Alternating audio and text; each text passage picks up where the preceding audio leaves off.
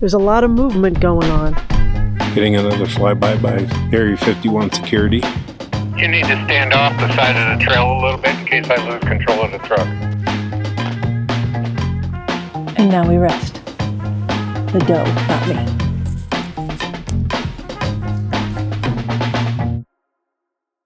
He's very tight. If you watched our video from last week, you know we've been out in BLM land near Area 51 for a few days and have had some very strange encounters with some of the military security. Oh my God, he's circling us! Oh my God, this is crazy! But not enough to make us leave just yet. We decided to stick around another night to see what else comes down this road. No, it's a car. I take that back. It's a car we've seen yesterday. Yeah? Yep. It got the white trucks. I think those are the security guards. Or not security guards. Those are the MPs driving through. Don't know for sure. It's a camo guy. The Camo guys. Those are the Camo guys driving through. There's a car with a truck camper on it. Went up one of the dirt washes. Past restricted area. It was going up towards the hill with the pickup truck that sits up there. Yeah. There's a lot of movement going on. A lot of movement. Looks like 3 people? 3 vehicles moving? Yep. Yeah, that's definitely it.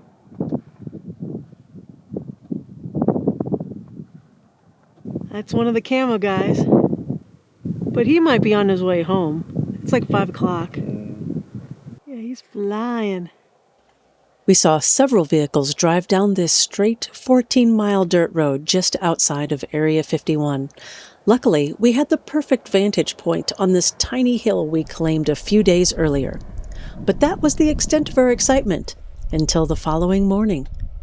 I'm sure you can't see that, but that is the official Janet plane, which is the plane that takes people to Area 51. So it comes from Edwards Air Force Base or it comes from Las Vegas, Harry Reid. But it looks like he's going to Edwards.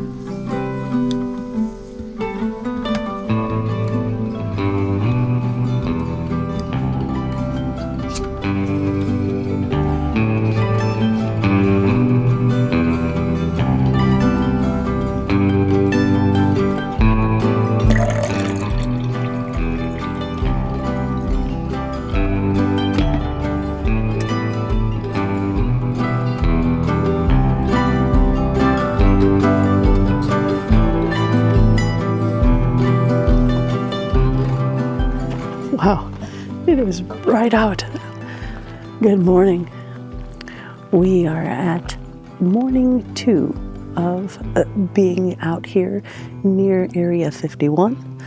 Last night was a very quiet night. We ended up staying up watching the stars till about 10 o'clock. It really is a beautiful morning. I mean, if you end up coming out here, even if you see absolutely nothing, this is a beautiful, calm area. Today our plans are to pack up and head towards Reno.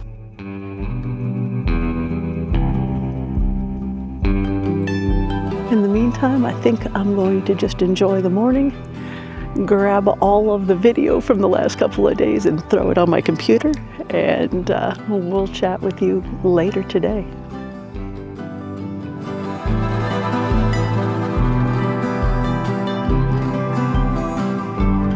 What am I going through? So I wanted to go through the video. So, helicopter again.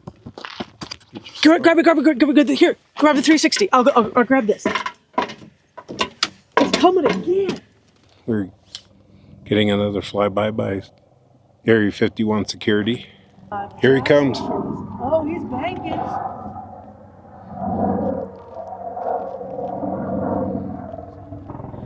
That is so cool.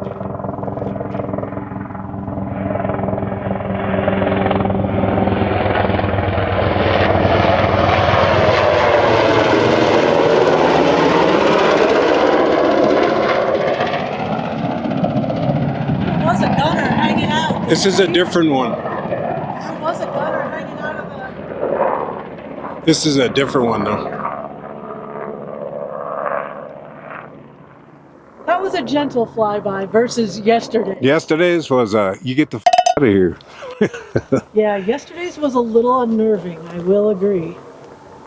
So we have had an eventful 3 days here, just outside of Area 51 in the BLM land area. We are in BLM land. We verified everything. So We are actually 2 miles away from the restricted zone. So we are firmly in BLM land. We were looking at the crazy footage that we got yesterday where the helicopter was buzzing us, and I wanted to make sure that you really understood how close that was.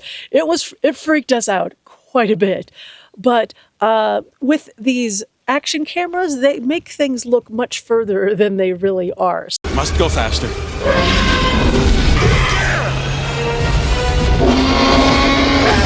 So we're going to show you kind of the distance from our camper.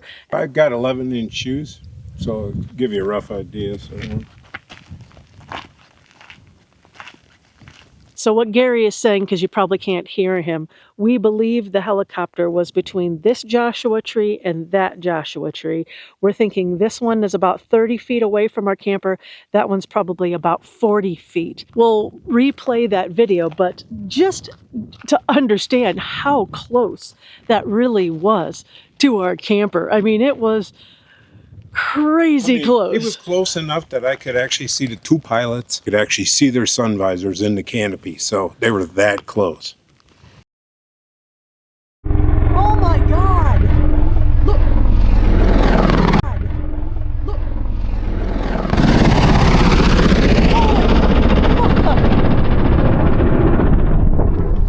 Oh my God, that was so cool!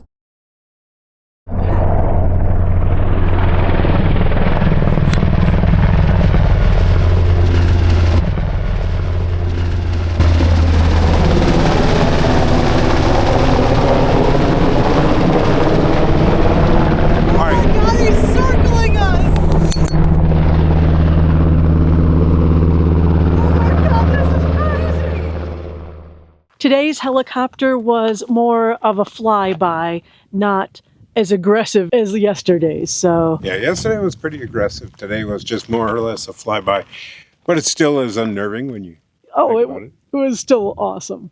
But unfortunately, even though this has been incredibly exciting, we have to get headed north towards Reno. So we are packing up and heading out today. Yes, we are.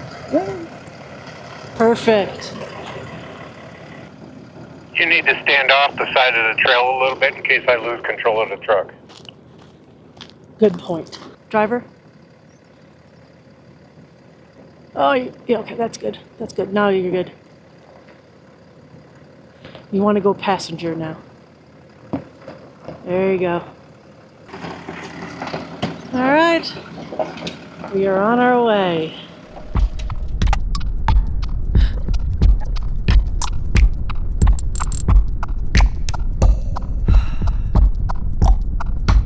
Ooh.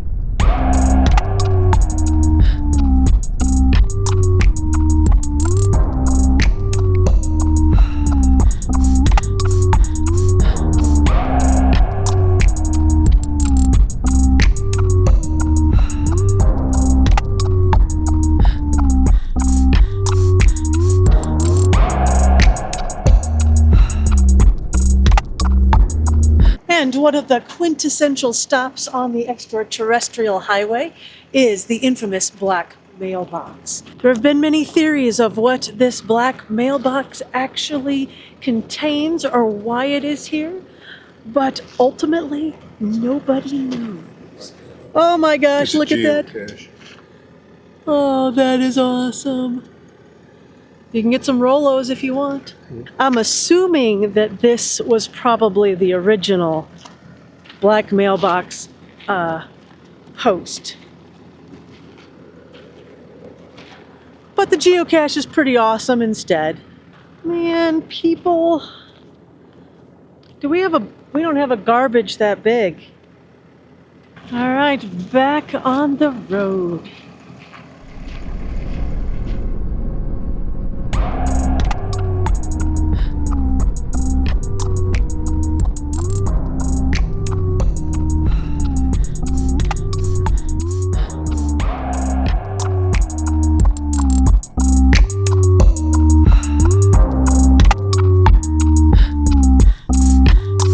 This is Rachel, Nevada. We were listening to a jet come out here.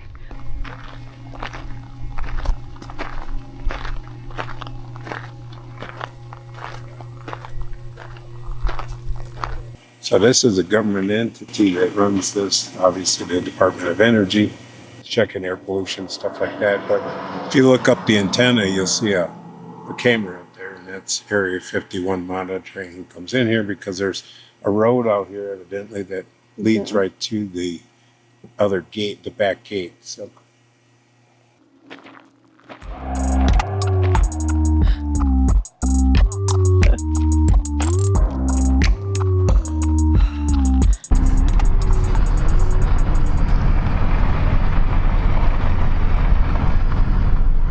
We have cows just chilling on the side of the road. This is the end.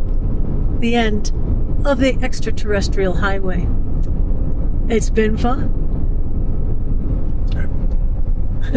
Sorry. it has been fun. And now it's time for Gary and Laura's Weirdo Meter. We're giving Nevada's Extraterrestrial Highway the highest weirdness rating possible. 5 out of 5 Gary's spirit animal asses, mysterious skies, alien gift shops, and multiple encounters with a military helicopter? Yep, that'll do it.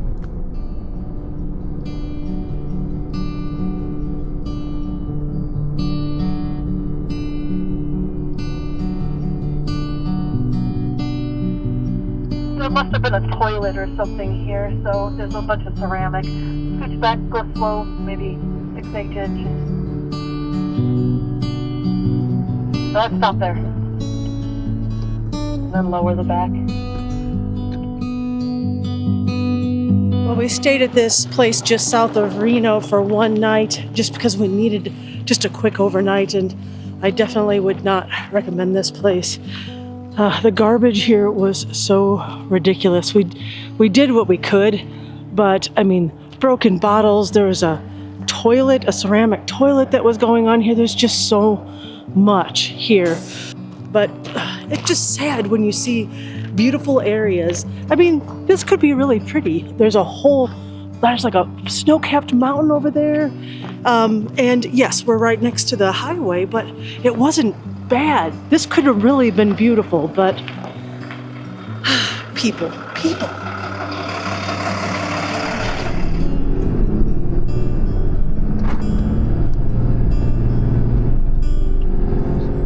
Neat little city. Yeah, cute little what? Interesting buildings too. Sharkies, because We're heading into Reno this morning to hopefully swap out our Victron DC-to-DC charger. It still works, but it's been giving us an error code every time we stop the truck. Since it's still under warranty, why not get it looked at? right here, left. We bought this charger and a bunch of other Victron energy gear through Inverters R Us on Amazon. Since they're based right here in Reno, I asked if I could skip the mailing drama and do the warranty in person. Thankfully, They said yes, and somehow we were back on the road with a new charger in about an hour. Now we've landed at a campground, which makes the install way easier and lets us take care of those glamorous RV chores too. This is another episode of Baking Crap in a Truck Camper. We're at a campground and Gary is, of course, working on a project. He is fixing our Orion DC to DC converter. So I've got a little bit of time and I'm going to be making some... What am I making? Oh yeah, I am making cheese crackers. And next we mill the wheat.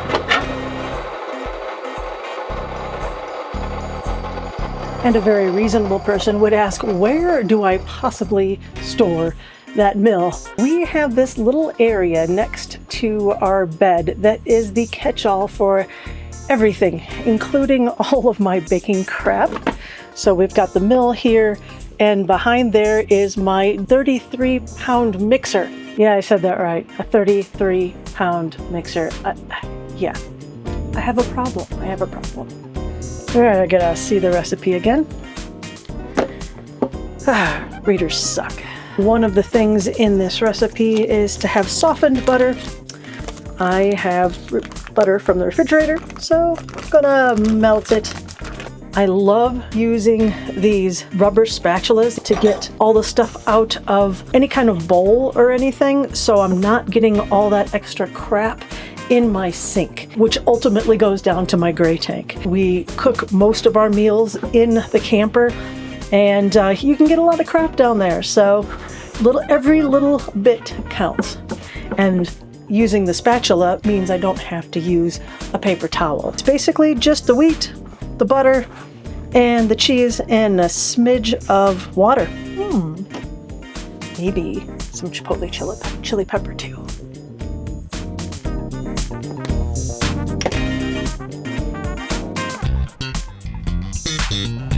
Oh boy. And now we rest. The dough, not me. Gary is working on the truck right now. He's looking at some of the suspension. I guess I can go ahead and do this myself. It's just a lot more fun when we do it together. And then I've got this cool little, do-jobby. We throw these on a pan that has some olive oil on there. You do the stampy so well. And that's gonna do it for this one. Thanks for hanging out with Gary and me. You're awesome. If you feel like helping out the channel, we'd love a like and subscribe. It lets the YouTube machine know that our videos don't totally suck. Next week, we're heading into Oregon for some truck and camper upgrades. Until then, leave every place you visit a little better, and we'll see you on the next trail.